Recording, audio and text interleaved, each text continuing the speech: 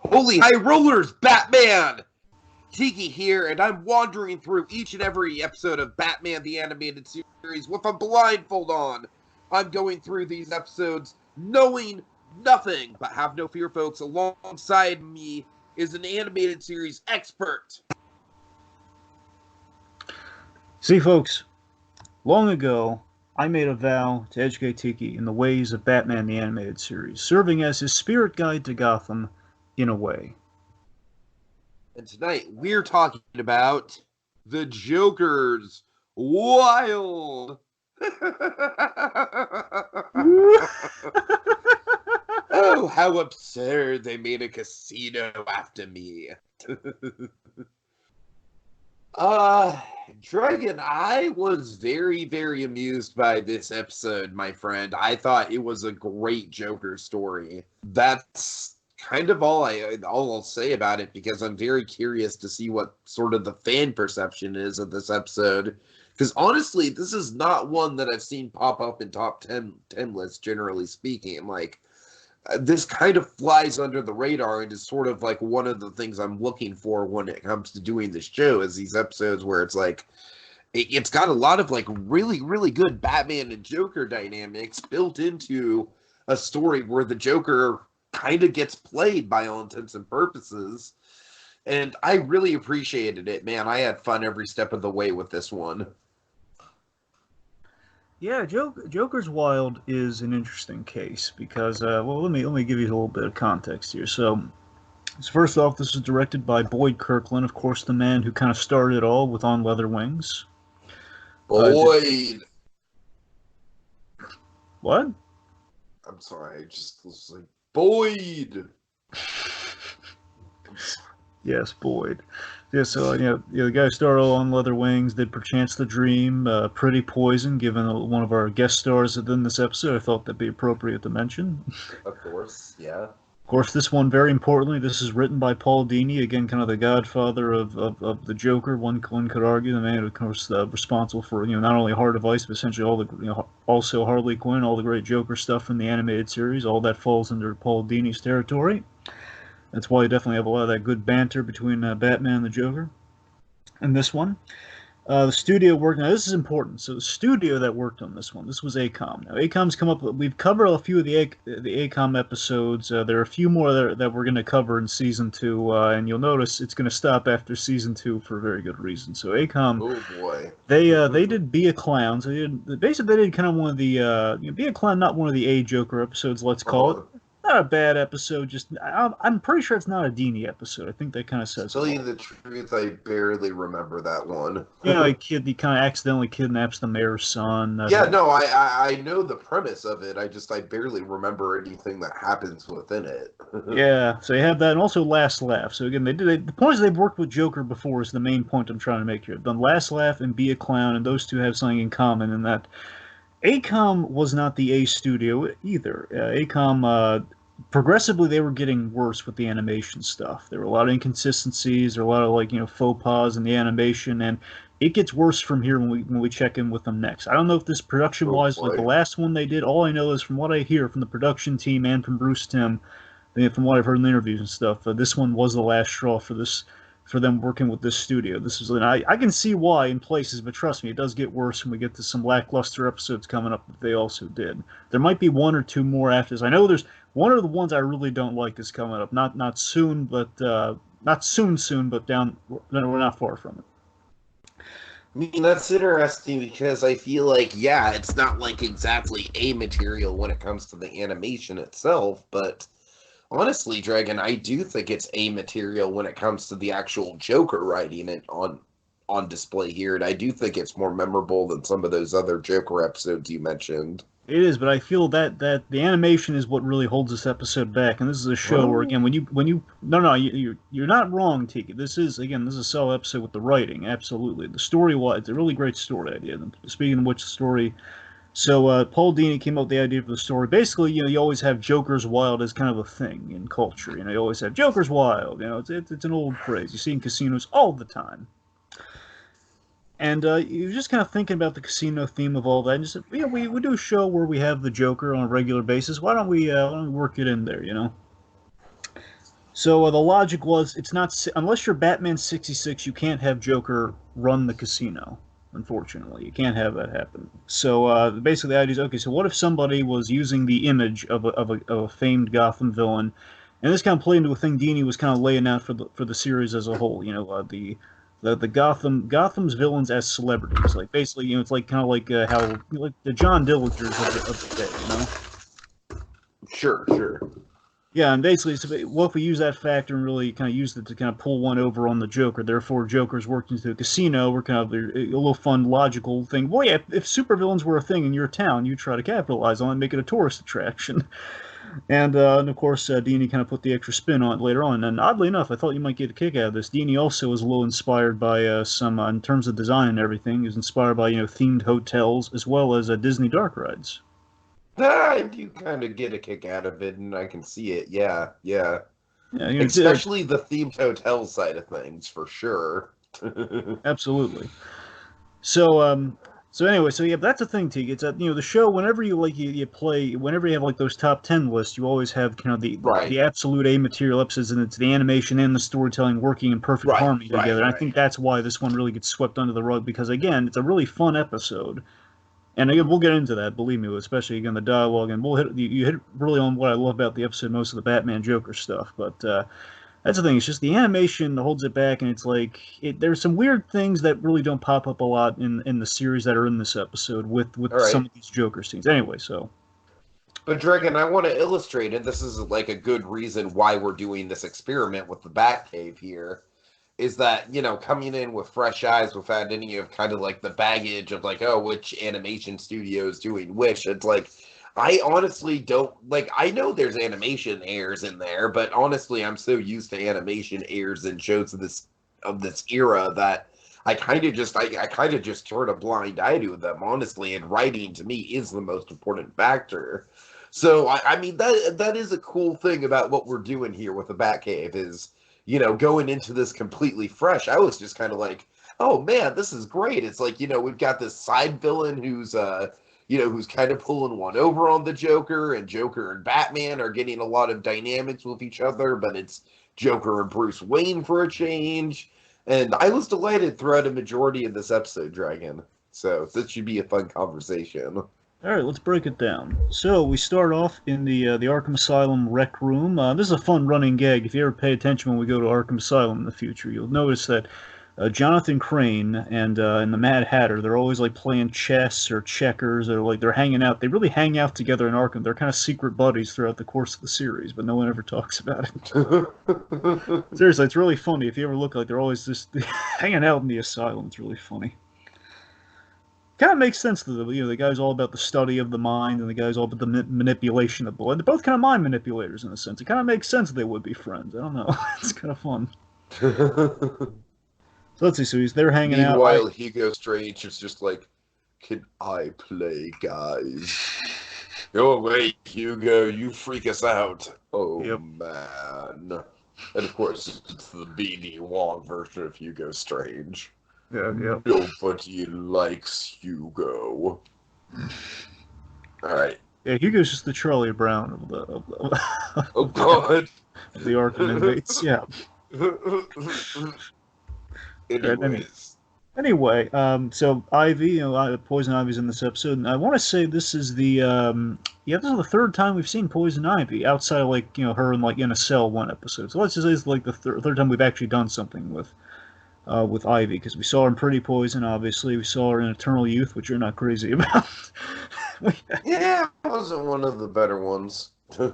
And we have this one. So she's she's watching the gardening channel. Little kind of gardening channel. Joker enters, whistling some Looney Tunes theme. I really got into this dynamic here. Yeah, and of course, I want to say again, production order always kind of throws us out of whack because Joker's Favor is like the first episode that airs with the Joker in it, but obviously Christmas with the Joker came first. So what I'm getting at is I want to say this is before Dini created Harley Quinn, which basically. Oh, okay. There's an episode. That's what I'm saying. I'm pretty sure, but again, with the way they aired these things, I'm not 100%. But again, these should be in the production order, which implies was made before Harley Quinn and Ivy had their whole thing because basically there's an episode Right. towards the end of season 2, Harley and Ivy, where we kind of show the whole dynamic between the three of them. It's really interesting. So this kind of shows you, man, Joker and Ivy just did not get along. Period. And that's why she's always like very much But Harley. I Why mean, don't you it's leave that corner? interesting because it shows you that that dynamic was kind of like the seeds of it were planted before Harley, even entered the main show. If you go from it, based on production order, that's kind of fascinating. I'd like to think that is the case. So basically, Joker enters. He's instantly making trouble. He's switching the channel. Oh He's my switching the god. gardening thing, the I Letterman, was essentially. watching this, and now you're watching this. Just messing, just stirring the pot, really. And a little side note: the Dini took kind of a liberty here with the whole co-ed rec room thing. 'Cause there is a women's section of Arkham, and there's a male section for the Arkham inmates, and they want to mingle them together for like the reason we don't do in the prison system. And it's like basically we need it for the sake of Ivy and Joker don't get along. We need to get them into a scene together, and they need to be inside the asylum. So obviously we gotta create some liberties here. So it's a little side Someone note. push the Pixar "We Don't Care" button, Dragon. We don't care. Anyway, so yes, so let's see. So the guard's coming in there, and he says, "Hey, what's the problem?" Says, Hold on. I want to address when Ivy is like, turn it back. And Dragon, what the hell voice does Hamill do here? He's just like, yeah, I don't wanna.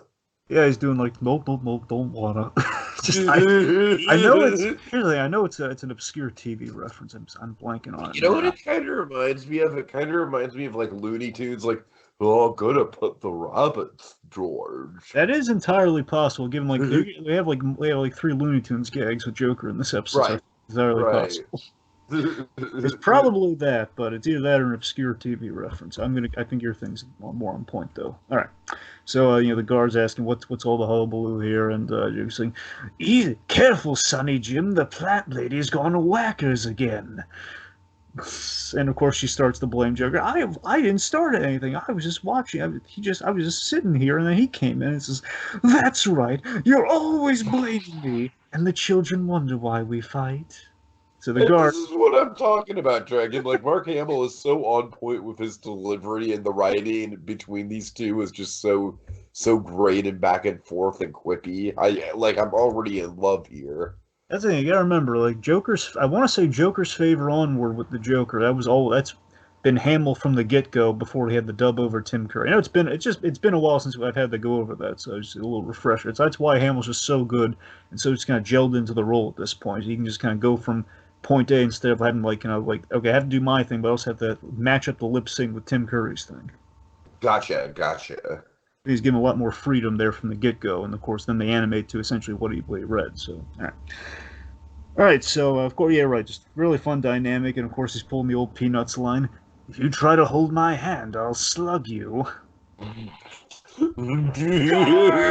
Easy, Pammy, lighten up. I love how he's I love how he's turning like the gender roles on its head. Like he's like he's the one that's kind of like, oh no, you better not get touchy-feely with me, Ivy.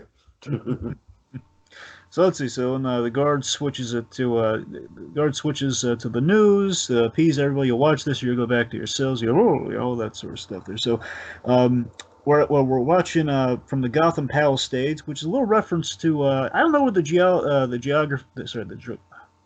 geography is in the animated series, but in the Dark Knight, Bruce Wayne lives by the Palisades. It's kind of where he is in kind of a relation to Gotham in that. So I don't know if maybe he's close by to Wayne Manor here, or if it's just like a little nod. Yeah, it's somewhere near the Palisades where we need this scene to go. I don't know. Oh. So we're at the Palisades Boardwalk. Basically, we're going for an Atlantic City sort of thing. It's kind of we're at the Palisades Boardwalk. Now, Dragon, I don't want to get too deep into this, but you've been to Atlantic City, right? Yeah, I've been there multiple times. Yeah. I thought so. So, Dragon, how watching this episode? I'm curious, how much of an Atlantic City vibe does this episode give for you? There's, it's funny. Sometimes people speculate. Again, I don't mean to go geography lesson on you here, but it's sometimes people speculate where Gotham is, and many a time in the animated series, people have landed on it's in New Jersey, which obviously Atlantic City, New Jersey, kind of a link there. kind of funny, but it seems accurate. I've been to, I've been walked the boardwalk on. Basically, I've walked the boardwalk side of the casinos. Basically, walking through that angle of it, and it's pretty accurate. Bear in mind, I've never been to one as extravagantly themed as the one we're going to see here. If So, only Disney had a casino in Atlantic City, wouldn't that be something? that'd be something, all right. Canto Bite. Oh God. So, I gotta admit, that'd be pretty fun. That'd be a way to salvage Canto It Bite. would. I think it'd work better as a casino than it would a 20-minute segment of a blockbuster film. Yeah, and again, that could have worked, just not in that movie. Where again, I All want to see. right, Yeah. anyways. Okay, we'll use Mark Hamill as our excuse on that one. Anyway, Fair so enough. okay, point being, Summer Gleason's on the scene. She's chatting up. Okay, the point you made earlier. So the reason I will never forget Joker's Wild for a very specific reason is I don't know why. Because again, I remember I was slobberingly grateful when I was doing my deep dive back into the animated series. Because basically, at a time I was basically watching them as they aired on Cartoon Network, and of course I had like a dry spell for many years. That's when I got into stuff like Dragon Ball Z and Yu-Gi-Oh and so on and so forth. Anywho, so when I refound Batman the Animated Series, I was watching it from the beginning, and basically when I got to season 2, what I didn't know was like, oh my god, there's a treasure trove. Not only my favorite episode with Laughing Fish, but there's a treasure trove of these other Joker episodes I was a little fuzzy on, and this was one of them. And maybe because of that, the thing that will always stick in my mind in this episode is Cameron Kaiser. The name Cameron Kaiser will never leave my Cameron mind. Kaiser is a great name. It's got kind of like, I know we bring this guy up a lot, but it's got kind of a Ken Armand quality to it. A little bit, yeah. It's just Cameron Kaiser. The idea of Cameron Kaiser, he's kind of I don't know how true this is. I heard he was kind of a mixture of Warren Beatty and then casino owner Donald Trump. Casino owner. Oh no. Okay. Well, yeah. You get the one drop, Dragon. You get. I know. And again, I say that because Atlantic City, there was a casino owned by that man. So that's. Of course. I heard that. So it's anyway. I don't know how true this is because he does have. Have you visited the? Was that before your time? That casino, out of curiosity. It was like they had it there, but I always heard that it was closed or it was closing because that's when things were getting done on the political side at the time. Okay. I don't know if I ever went inside anyway. So the Taj, his was the Taj Mahal. I believe that's what his was. Okay. All right. But yeah, I got there just when it was closing. Anyway. So point being, Summer Gleason, she's chatting up Cameron Kaiser, and basically he has the whole gimmick here, the whole shtick of Cameron Kaiser and Paul. If he has this super secret casino that's opening that he reportedly spent $300 million investing in, and he has these no one has seen anything about it. So they're all like, oh god, what's the theme going to be? What's this thing going to look like? He hasn't advertised or anything. This unveiling is it. Okay, so this kind of struck my imagination because. Could you imagine Disney building a $300 million resort and just straight up hiding the theme until the opening day? That's what I'm saying, man. That's kind of like some people have always speculated, like, what if we get all hyped and ready for movies as they're about to come out? Like, what if Christopher Nolan back then people use the example? Oh my god, that's what I'm saying, dude. That's what I'm saying. What if Nolan just dropped a movie like the week of? It's just like we had nothing, and then Nolan movie, boom. Let's go see it. All right. Oh man. So let's see. So of course she's going some other opinions in the crowd, and of course one of the highfalutin people who are about to kind of be on the scene for the grand opening of the casino, Bruce Wayne. With a little fun fact here, I'll show you where we are production-wise with things here. Bruce Wayne has a girlfriend in this scene, and the girlfriend in this scene is the girlfriend from the start of Mask of the Phantasm, the one who throws the drink in his face. Same girl. Wait, so you're saying that this movie is a direct this episode, I'm sorry, is a direct prequel to Phantasm, then? This is how you always know that whenever Phantasm is set is after this episode, yes. Oh my god, wow. Phantasm is set after this episode. Mind, Dragon. You're blowing because my in mind. Phantasm is a huge plot point that this girl, and you can see the same girl, same mom, and everything. She says you think you're about to register for the chime, and then you forget your phone number, and she throws the drink in his face. The idea is maybe a week or so after this, Phantasm probably happens. Dragon, I want to know, how long have you been looking forward to sharing that with me? Since since we got into honestly, since we did Phantasm, I was always thinking like, that's why I kept wondering if we were gonna do this after. Every time I brought up when we should do Phantasm, I was thinking about this. So, like when we should like do Phantasm at the end of the first season or at the end of the second season, because then chronologically it'd be at the end of season 2. All right. All right. That's fun. Anyways. Okay, so points that they unveil. I guess we're gonna find out the other Summer because he has no idea either. Of course, he had no idea. Otherwise, he wouldn't be there if he knew it was under that sheet. So we unveil Joker's Wild, a very Dick Sprang-esque casino. Very, of course, Dick Sprang famous for the giant props and the very giant, like the oversized things. There's the giant oversized Joker heads, a very Dick Sprang design from the 50s. Mm-hmm. And of course, we have Joker's reaction to this. Say what? Say what? This is my favorite moment. I love, even more than Batman, Bruce Wayne and Joker's dynamic through the episode, and this little bit here where Joker's like, say what? And Summer says, yeah, comment, Mr. Wayne. Says, no comment. Yeah, and he's just kind of like walking, just like angrily, like off air, but like composing himself. I just love seeing Bruce Wayne have the disdain, and just later on the restrained disdain for the Joker. I love it. So great. So Summer then is questioning the head honcho here, asking Cameron Kaiser, why would you attribute it to one of Gotham's most notorious outlaws? And of course there's a really clever part on his end because he knows it's going to be seen by him. So he's really hamming up like, oh, Summer, no, it's just it's based on the playing cards in the games. Not my fault. It's long been associated with cards and games. Yeah, I can't help it that there's a passing resemblance to some criminal fruitcake. Then he says criminal fruitcake, he's not going to respond well to that. Joker just throws he just throws a plant at the TV. A lot of TV destruction in Batman the Animated Series, by the way. It happens, like Mr. Freeze is freezing TVs or throwing stuff at TV. Oh, it's funny. Anyway, so it tosses a plant at the TV, and he's just like, cash in on my image. I'll protest. I'll sue. I'll rip his lungs out, and I will too. I love the sing-songy element of like, I'll rip his lungs out, and I will too. That's great. So then the guard comes in and it tells basically the guards come to break it up, and Joker, of course, he's putting. I love how instantly he's putting something into the works right now. Yeah. That's one of my favorite parts of the episode as well. Is just like right away, as soon as the guard approaches him, he knows exactly what his plan is. Dizzy, everything's spinning. I need a doctor.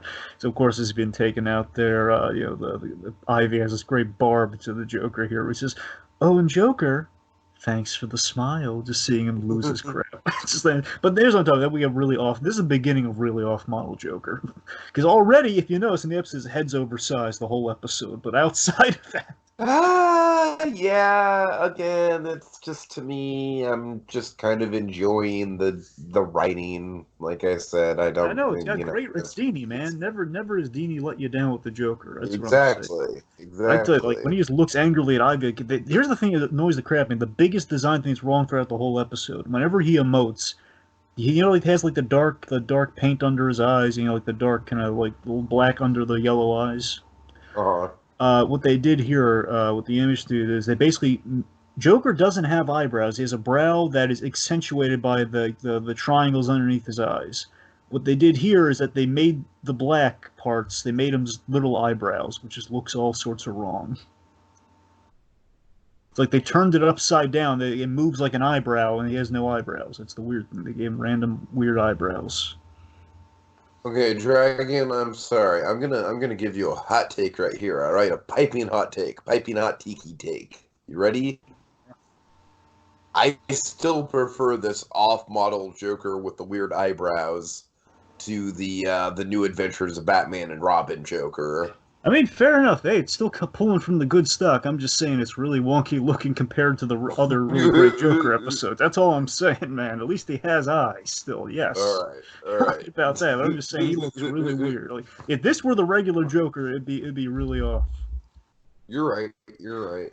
Anyway, so, of course, the point being, this is Dini Joker 101. Back to the writing point you were getting at. So, the Dini's Joker, his fatal flaw is ego. As in, if you mess with his ego, if you insult him, again, like the old thing with Harley, you're going to see is that if Harley gets a laugh instead of the Joker, that makes him irate.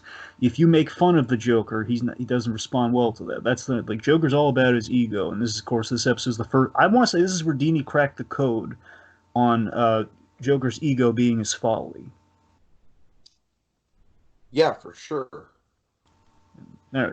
So speaking of which, so Joker, so of course Joker, ever the escape artist, of course, Joker basically it's like a revolving door in Arkham. And of course, the reason for that is that Joker built the revolving door. Essentially, he can get out there anytime he really wants to. So he feigns being sick. He's taken to the doctor's office. He feigns weakness. He says, the guard leaves to go get Dr. Bartholomew. We think, he says, "Sucker, what a maroon." A lot of Looney Tunes references, kids. Then we have this bit with the guard. I love this bit here where the guard doesn't quite go himself to stop and says, "I know you are, but what am I?" Yeah, the guard is like, what is up with the guard? It's like he's trying to be his own action hero, you know? Yeah, but he's like an I get the feeling that he's got like crunk action music playing in his head. He's like an inaction hero in that he's just like I'm basically I'm not gonna get into it with the Joker. I think not for a second did he think the Joker wasn't going to escape. So again, security was called, but he wasn't gonna do it. It's like, okay, I'm not gonna deal with this. Like I'm not gonna like get knocked out by the Joker or possibly killed by the Joker. I know you are, but what am I? Hey, I'm the smart guy who survived and got out of your way. It makes sense the guard would know. Okay, we know he's going to escape at this point, so No, it makes sense. I'm just saying, like, the delivery and just the way that he pops up, it is amusing. I was very amused by that little moment there. Yeah. So Joker flees and he's chased by orderlies. Of course, he finds basically runs into the janitor. He steals. He grabs the chemicals. He grabs a little bucket and he's like mixing like soaps and all sorts of stuff here. And then we lead to this great bit here. Joker's favorite game. Let's play my favorite game. What's Joker got in the pail? Is it deadly poison? Or maybe something to make the floors nice and slippery. And basically, he just slips up the orderlies that are chasing him, makes his escape. He uses a rock, and of course, physics be darned here. It's a cartoon, man. This is where Schumacher's direction actually comes in handy. It's a cartoon, all right. Well, I mean, let's keep in mind that I know it's not the first Joker episode in production order, but the first time we saw this dude, he literally like just rocket jets a Christmas tree out of Arkham, you know? I'm so That's glad the you brought continuity that we're up. dealing with, Dragon. I'm so glad you brought that up. You're right. So yeah. honestly, compared to that, this is like quite realistic. So, but yeah, you're right. Compare that. Basically, honestly, I just wish the rock was a little bigger. That's the thing. Anyways, has like this little rock, and he ties around like this rope of kind of clown handkerchiefs, and basically he grapples onto a truck, and then he basically just he tosses. And of course, there's this great fourth wall line. This is what I'm talking about. The Joker breaking the fourth wall when we do Harley Quinn and Joker versus the real world. Like is the whole which says, "Don't try this at home, kids," and he's like flings on himself onto the car. He just tosses the driver, and he's on his way to see Kaiser for a real blowout opening. I love how he just like scares the crap out of the driver, like just coming down from the like upside down from the driver's side. It's funny. It's almost like he's mocking the way Batman does. Because Batman, of course, he'll grapple onto the car. It's exactly what he does to a bad guy driving the car. In this case, right. Joker has like the more pleasant, more ridiculous version of you. It has like a colored hanky grappling. I'm going to need your truck, please. Yep. All right, so he drives off. What could Joker be planning? Is Batman going to be on the scene? We'll find out now as we fade into the bat symbol. Yeah, so we see Alfred, basically he's like Alfred's doing laundry, right? Or something like that. He's like folding clothes or whatever. Well, yeah, he's like basically getting out the costume for him to change into. It's just like, I didn't mind bringing you. Wait, no, but they're staying at the hotel, right? Yeah, so that's why he's got the. Okay, my bad. Yeah. They're staying at the hotel. He's doing some fooling, but also, I believe, getting out the costume at the same time. And he's like, "Sir, I didn't mind bringing your equipment or finding an alibi to excuse you from your date, but staying in this horrid place pushes even my tolerance." I love the idea that Alfred does everything for Batman, and he'll do it gladly with a smile on his face. I love that decorum is a big thing with him. I love that there's it's always the little things that really get under Alfred's skin.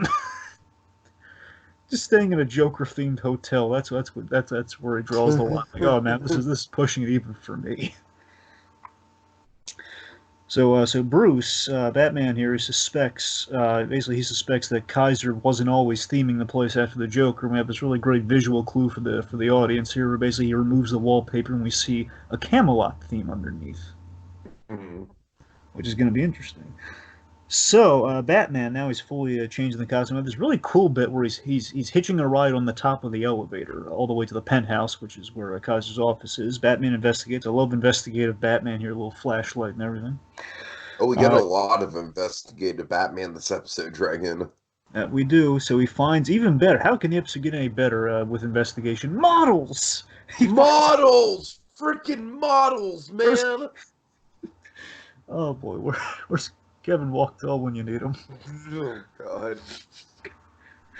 Anyway, so he finds a model of the casino, the Jokerized casino. He removes it and he reveals a Camelot theme, directly a Camelot theme underneath. It says Camelot and everything. He was going to do a very medieval styled casino originally. Essentially, basically, he built that casino and then he Jokerized it. Basically, so it was going to be Excalibur.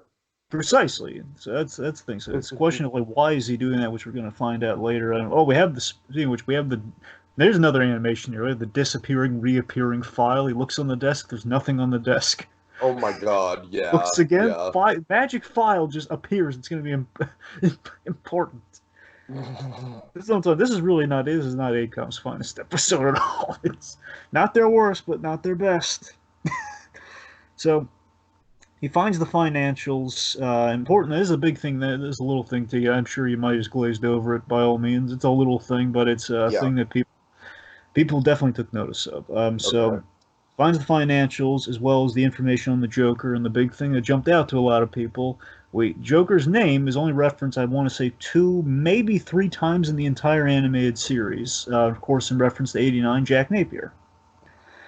On the file says Jack Napier under Joker's alias and what he is. So there's a lot of people speculate. Oh my God, it is the Jack Napier version of Joker versus the mystery version of the Joker. So at that point, people looking for answers, this episode definitely came into vogue a lot because we physically wrote it down in the episode. Oh my God, it's Jack Napier. Wow, this episode seems like it's kind of like a crossroads in more ways than one for these sort of like weird fan theories. That's interesting. And it is. It is.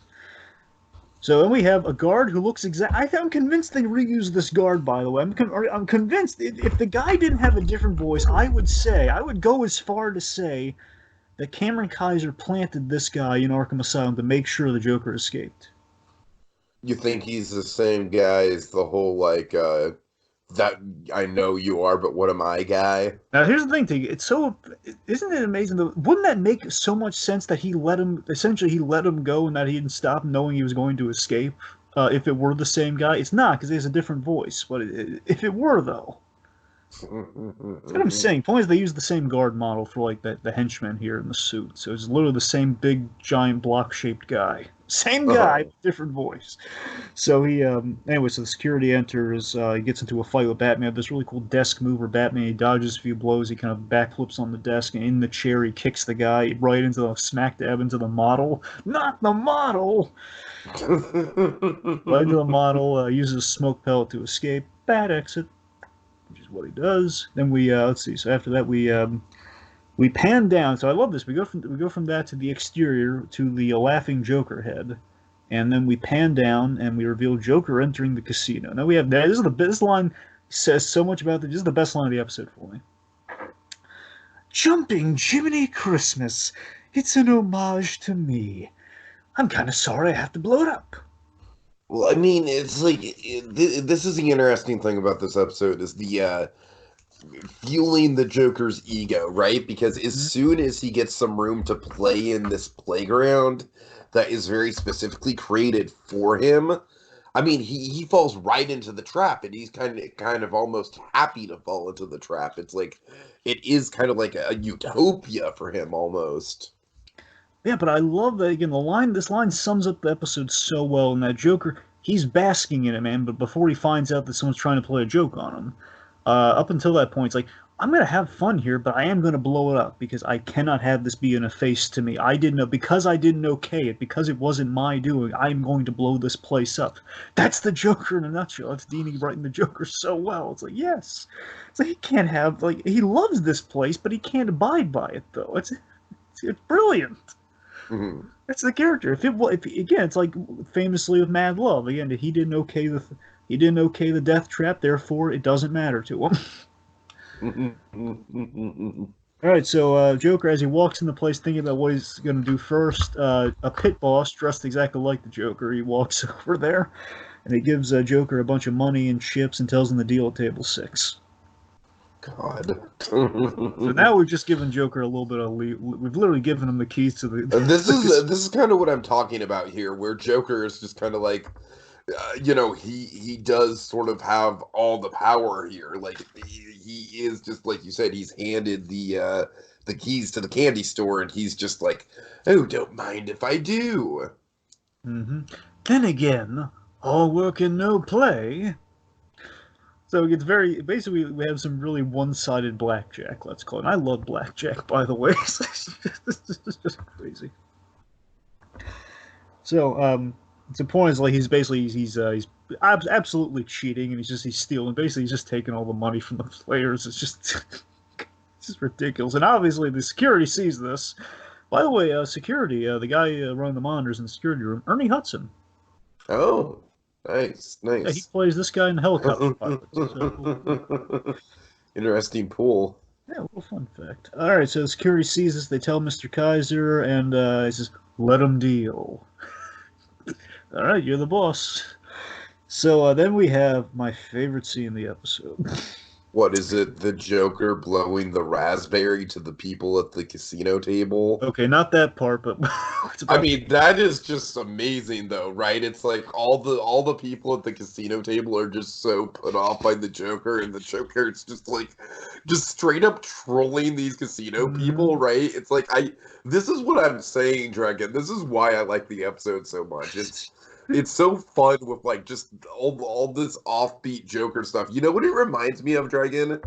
It reminds me of like a 20-minute art gallery scene from Batman '89. Oh my god, you're right. It is yeah.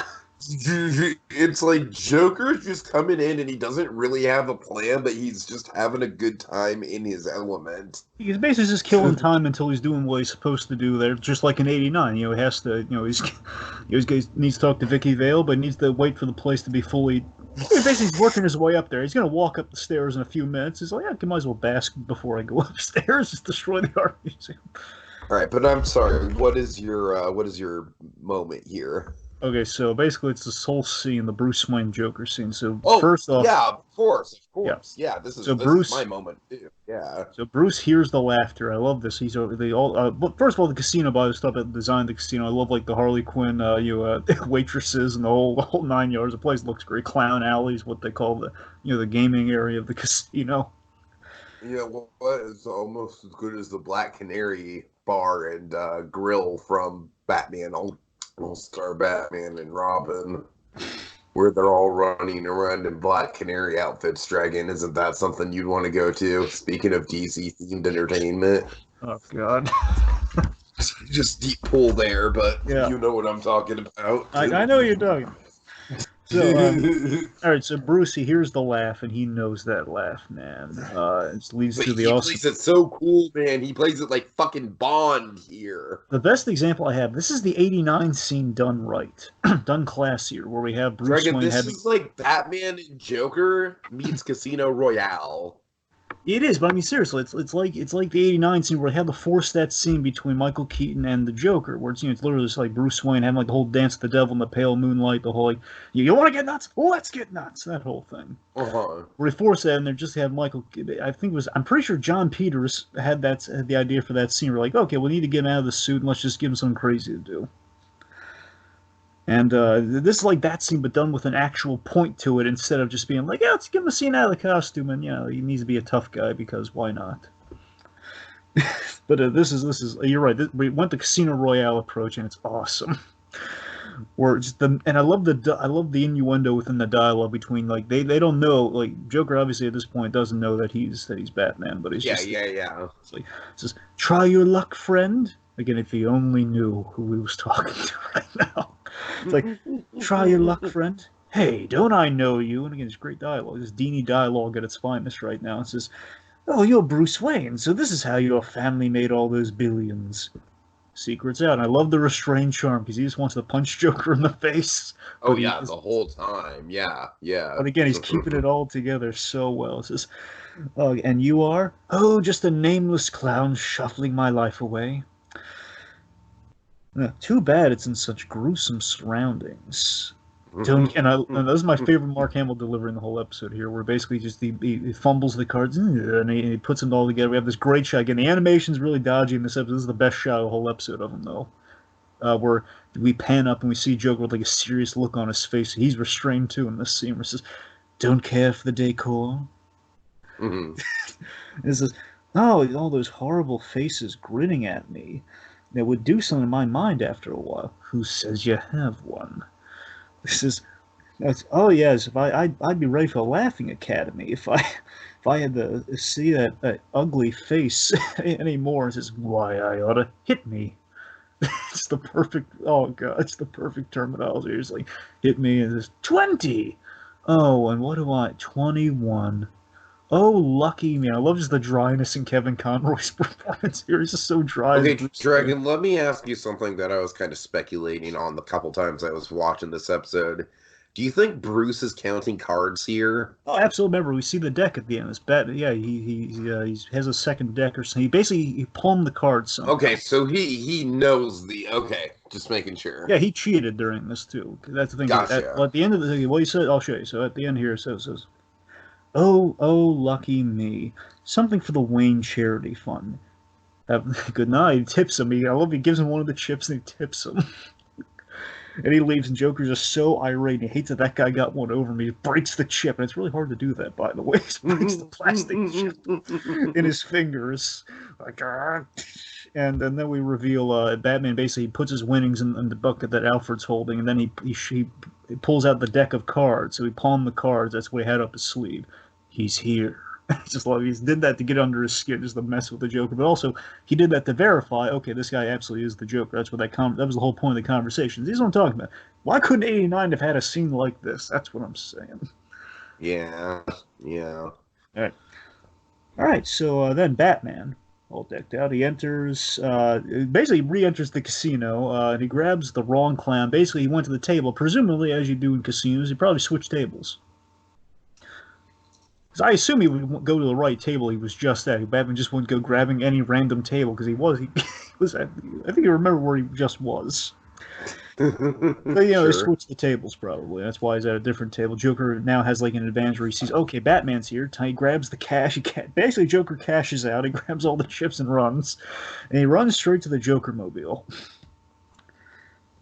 So the Joker movie, of course, famously in the comics, there was a period in time during the 40s and especially really big in the 50s where vehicles were really in for villains, and Batman Brave and the Bold really ran with this, where they would have like all sorts like really what's the Cannonball Run style, like Cannonball Run style antics where like all the villains would drive cars and Batman get in a race with them. That sort of stuff, and here basically the Joker Mobile. This is kind of the '90s version of the Joker Mobile, in homage to the kind of the Dick Sprang version of it. Of course, very Dick Sprang Casino. I will tell you though, it's not a toy mandate. The toy companies didn't say put a Joker car in there. It was like in casinos, they used, especially, I don't know if they still do this, but for a time, they gave out cars that you could win, especially in Vegas. The Vegas rule was really special. Like you win you've seen Vegas Vacation, right? Oh yeah. It's Sure. like Mr. Papa Giorgio winning all the cars. It's exactly like right. They have Exactly. they have all the cars. Just you wait. Oh wait. God. That's the logic behind this. Dina got the idea. So Joker hotwires the car with the joy buzzer, which is awesome, and he just drive. I love the one. This is what I'm saying. I wish the animation were a little better on Joker's face in this scene, but it's a great scene though.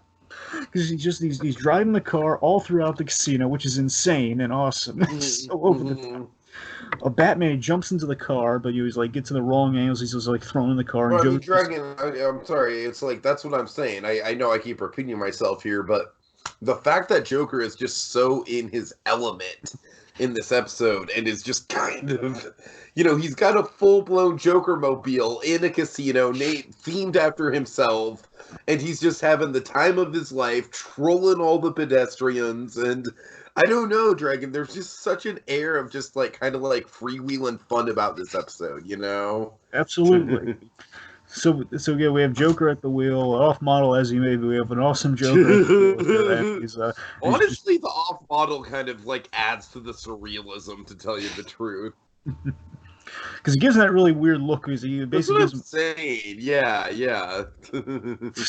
Anyway, so he's just driving again with Batman in the backseat, trying to get his bearings through. Basically, he drives out onto the pier.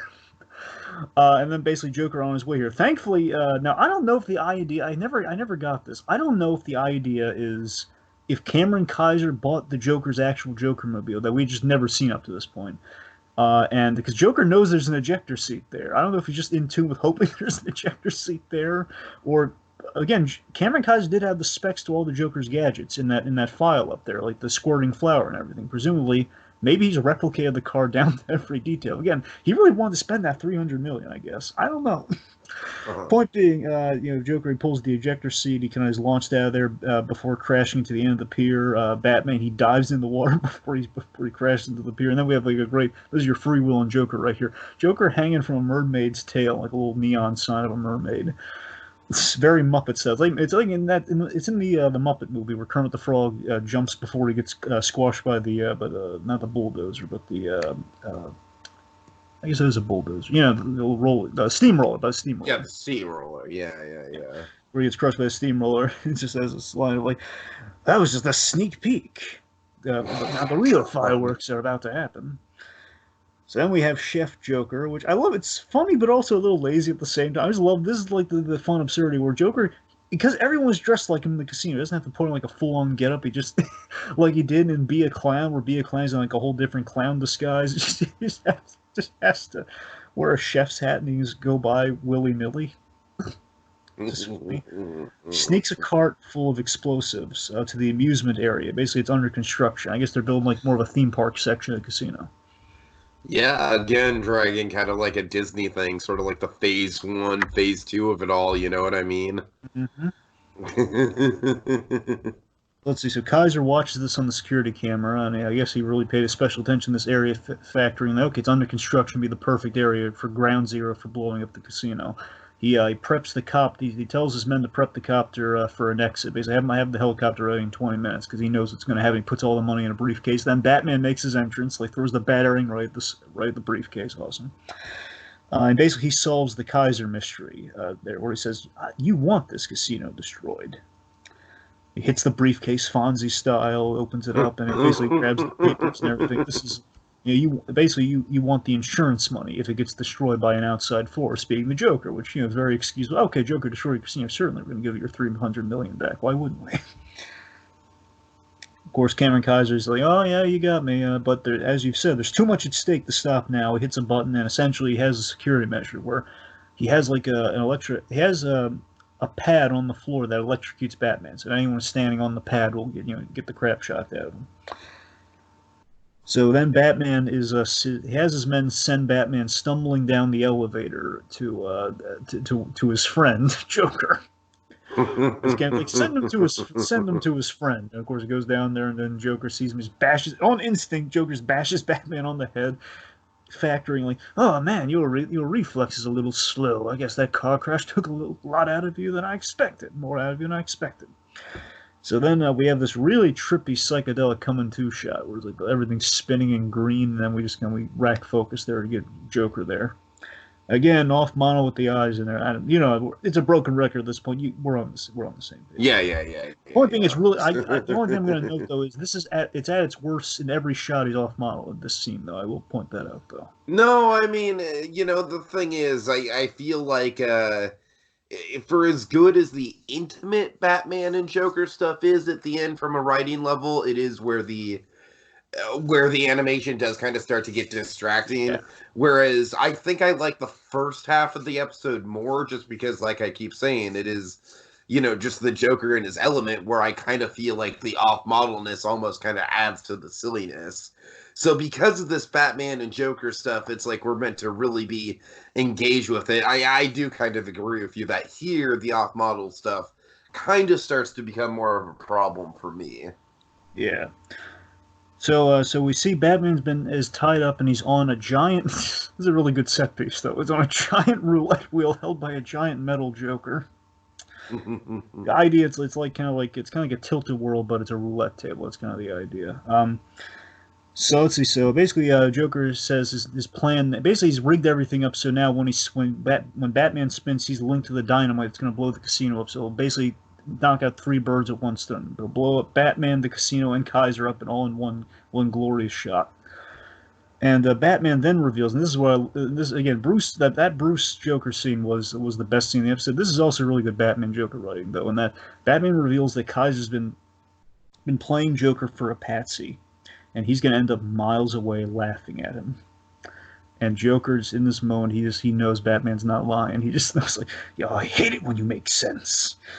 Just, I'm gonna go basically unplugs the. I love the anti-climax, and he's not gonna blow up the casino. I love that because traditionally in animation, you want to blow up the casino. You want to blow it up for the splendor of explosions. Why not? But we didn't do that. This episode is really refreshing. So he just he unplugs and says, "Okay, I'm gonna go settle my score, man to clown." But you don't get off that easy though. So basically, he spins the wheel and leaves a grenade for Batman again, really roulette style. Oh, no, Batman, looks like 60s your numbers Batman up. Dragon, Death Trap, my friend. Am I right? Yeah, but Death Trap with a budget. Giant fucking roulette wheel with a grenade is the ball. I mean, come on. It doesn't get more Death Trap than that, man. I love it. 60s Batman with a budget, my friend. Right. It's great. It is. So Batman. And of course, anytime we have death traps involving casino stuff, my mind kind of goes to Oogie Boogie. Yeah. Oddly enough, predates Oogie Boogie though. Right. All right. So Batman uses the grappling gun to repel the grenade the last second into the open mouth of the metal Joker holding the roulette wheel, which blows it up and leads to his escape. Meanwhile, we're in the third act climax of it all here, where I love how one-on-one this whole sequence is, though. I really do like this element of it, where Kaiser... We've been building up Cameron Kaiser since Act 1 here. We have the big face-off between Joker and Cameron Kaiser, which is great, where Kaiser boards the helicopter, and we reveal... Kaiser's like... If he saw a little bit of a clown face, he wasn't looking twice, because he thought, okay, maybe the pilot... It's from the casino. They're all dressed like clowns, dressed like the Joker. And this is the one shot that looks really... This is the other really good-looking shot of the Joker, because it's in shadow, and we see the teeth and the eyes and everything. It looks really good. It says, "It was a scheme worthy of me, Kaiser." He aims a gun with, like, the Joker's face on it, which I've always loved the design of this gun. Just such an ego gun. Yeah. He's killing him with his own ego. It's just so fitting. Anyway, so Kaiser begins to panic, but not by the fact he's about to die. Joker has him at gunpoint. It's more the fact of what Joker threatens. You're saying, says, "Wait, you're supposed to blow the casino. You know, I thought it'd be more fun to get rid of you and run the show myself. You can't." He's less about it. The man's going to kill you, but it's about running the casino. Just running your $300 million investment, that's what's in for. That's hysterical. Yeah. Mark Hamill delivers one of the other great Joker lines, the big payoff line of the whole episode. "Oh, please, Mr. Kaiser, you of all people should have realized there'd be a Joker in the deck." And it begins to laugh, and the laugh is interrupted by a batarang crashing through the glass, knocking the gun out of his hand. Batman's on the bat glider, and we have one of my favorite from the whole Batman-Joker dynamic. I love this line. I do always pull this line from this episode, though, with their dynamic, given how Batman and Joker is constantly never stay dead. We have this great line, "Why can't he ever stay dead?" Just one of the all-time great Joker lines. It's so meta and so ironic, given you both constantly cheat death all the time. It's so funny. Right. Let's see. I'm sorry, you mentioned the helicopter, right? Yeah, they're in the hell. Basically, Batman is pursuing And the the shading on the Joker that could be just a little bit better, but I still think it gets the job done well enough. yeah, You well, know, the fake out reveal. well, I mean, I know I'm saying that was one of the few good shots, Tiki, where again he's in silhouette and you see like Oh, the okay, Tiki. okay, right I'm saying on. like that and the Yeah. playing card shot are the best shots of the Joker of the episode, which unfortunately is only 2 shots, but still really good though. Anyway, so Batman's pursuing Joker in the Bat glider. He's kind of following the copter there. Joker's firing at him with the gun. He hits the glider. Glider goes down there with an awesome fake out here where it looks like the glider lands straight in the giant ha ha ha ha. You know, just this the giant Joker head. This is like pretty like open its teeth and smile and basically chews up the Bat glider, which we think, oh no, it's Batman, and Joker said, that's right, chew him up and spit him out. And Joker's laughing up as he's about to kill Kaiser. And then that laugh is interrupted. And this is awesome. This is sheer awesome. This is what I'm talking about. Yes, Joker's off now. We have moments like this that make it all sing. Where as Joker's laughing about to kill Cameron Kaiser, Batman's hanging off the edge of the helicopter and mid laugh, just like he basically Olympic style, just kind of like he flings himself into the helicopter and punches Joker right in the face, man. Bam! It's like, yes! That's what you live for. There's Batman saving the day at the last second there. But he gets into a struggle with the Joker. The helicopter is completely going out of control. Crashes into the casino. Cameron Kaiser's like, "Oh God, we're gonna die!" the whole time. And let's see. So then Batman, as now the helicopter's crashed, Joker's running, trying to run down at the casino. Batman, he grapples and he swings and basically takes a shot right through the cape. But basically, just like basically Joker's firing as he's running away, like goes right through the cape. Batman kicks the Joker into a slot machine. Jackpot. As I how can love you that. not? I love that. By the way, just the visual of like, oh, he got just the three Jokers in a row, jackpot, but to his own comeuppance and the old school coins falling down and everything. How can you not do that if you're in a casino? How can you not do Dragon, the let old me ask jackpot? you this. Let me ask you this, all right? Because I am kind of old school like this. I remember my uncle used to have one of those old school kind of coin operated slot machines in his living room. And every time I would go there, I'd be like fascinated by the mechanisms of it. And I gotta say, these new school slot machines, man, like if I wasn't into gambling before, I'm really not into it now because there's something that's so tangentially, like satisfying from just a touch point of view of seeing the coins fall down and just even if it doesn't mean much, right? Even if it's just a bunch of nickels coming down, just the action of the coins coming down unto themselves, I feel like is a lost art in casinos that are being replaced by the card system. What is your Yeah, hot take on that? I always fantasized about like all the like the coins and everything.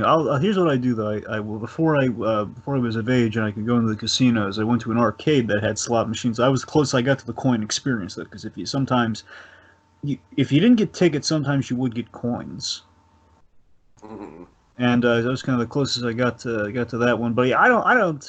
Right now, that what we do is you get a slip if you win anything. It'll produce like a slip that you go to a machine, you get it redeemed, and they'll print out cash. That's how it works.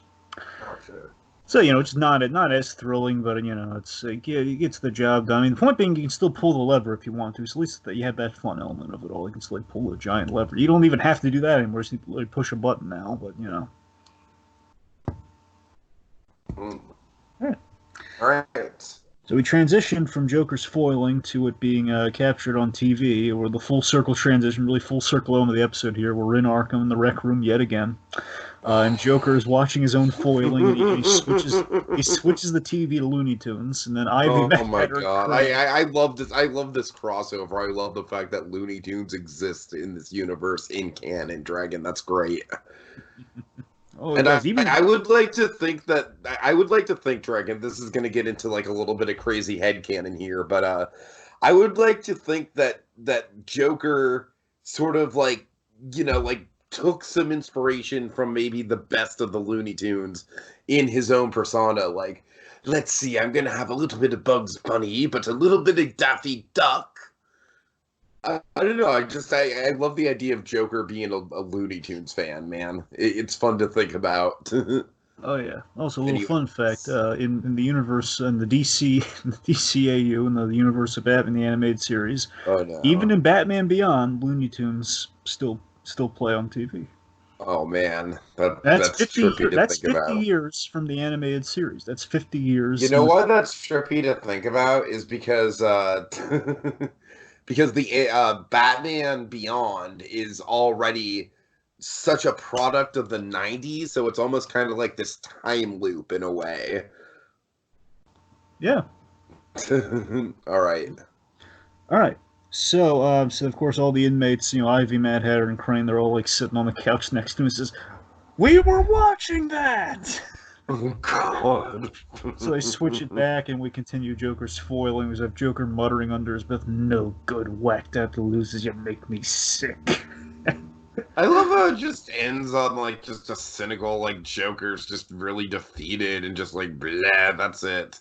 But I again, don't know. really, To me there's something about endings like this where it's like, of course like we can have like the really poetic deep Joker endings, but there's something about just like a very silly like, well, Joker got his comeuppance, gosh darn it. And I don't know, it's almost kind of like charming how simple the ending is. it is. And what's great about it too is he was like literally whistling all happy-go-lucky when he started the episode off, and now it's just like I'm thinking, these guys. Right, right. And that's the episode. Okay, so yeah, final thoughts from me, Dragon. I honestly like I said, I feel like it is a cool thing with what we're doing on Batcave. Because I acknowledge that the animation errors are there, but to me they don't really affect me all that much, and I can just look at good Dini Joker writing for good Dini Joker writing and be very satisfied in that department. I think this is honestly one of the more silly Joker episodes that I've seen on this show, but I don't think that's a bad thing. I love the Joker just going into this casino and just freaking trolling people. It's a lot of fun. It's got, and of course, as we already established, this episode also has some good, some really solid Bruce Wayne and Joker interactions. And how often do we get to see that? Like not Batman and Joker, but Bruce Wayne and Joker. So for that alone, Dragon, I gotta say this episode really kind of went above and beyond my expectations, my friend. Yeah. I mean, honestly, I gotta tell you, off the top of my head, and I'm trying to go through the whole series in essentially 5 seconds here, mind you. But I want to say he's only had 3 scenes in the whole DCAU with Bruce Wayne. I want to say because essentially, well, if you want to be technical, 4, as in there's 2 in Return of the Joker. Mm-hmm. There's 2 in Return of the Joker. There's essentially 1 in Phantasm. And in the flashback in Phantasm, where he's not even Joker yet, so it's an iffy one. Right, right. And then you have this episode, and from what I can recall, I'm pretty sure that's it. Oh wait, and okay, there's one other in World's Finest, but there's in World's Finest where he's But basically still, shooting it. Yeah. the brilliance of it though is that it's a poker game, Dragon. It's Yes. it's just like opposition boiled down to the most fine-tuned sport that there is. Absolutely. So I guess for me, look, it's not the Joker episode by any stretch, but I'll tell you this: putting in perspective, though, of all the Dini Joker episodes, looking at the Dini ones, compared to a lot of really strong Joker episodes, it might be on the lower rung of things, but not because it's not a good episode. Okay, it gets on the lower rung because of those animation issues, but again, not because like the whole episode as a whole. Again, it's a really great premise of an episode. So again, we will put a lot of really great landmarks into the Batman Joker dynamic, into the Joker. Basically, this is where Dini kind of cracks the code on the Joker's ego thing, which of course but we don't get essentially we don't get mad love without this episode. If you want to, kind of be transitive about it here, where again you get the whole. Joker's ego is a make or break thing within the relationships he has with people, as well as just like how he operates and his undoing. You don't have like the climax in Return of the Joker. You don't have the whole mad love factor. You don't have any of that without this episode. So it does definitely have kind of like really important strings throughout the whole of what Dini did with the character. It's an example of what you can do with this Joker, and just expanding kind of like what this character is all about in a really fun situation. And again, it's kind of a fun self-contained one. It's just like a little Joker adventure in kind of in the hole there. It's really it's a really quotable, really fun episode for sure. Just wish that animation was stronger, darn it. But it's a really Yeah, well I written hear episode. you. No problem though. It's a really well crafted in the writing episode and the performance as well. So it's a fun one. All right, so Dragon, why don't you go ahead and cue up your best Dozier, my friend? Doge us! Poetry or Dr. Moreau? Catwoman turned Catwoman? Can Batman save Selina Kyle before she loses her humanity? Or will he fall prey to the most dangerous game? Find out. Same animated bat time, same animated bat place.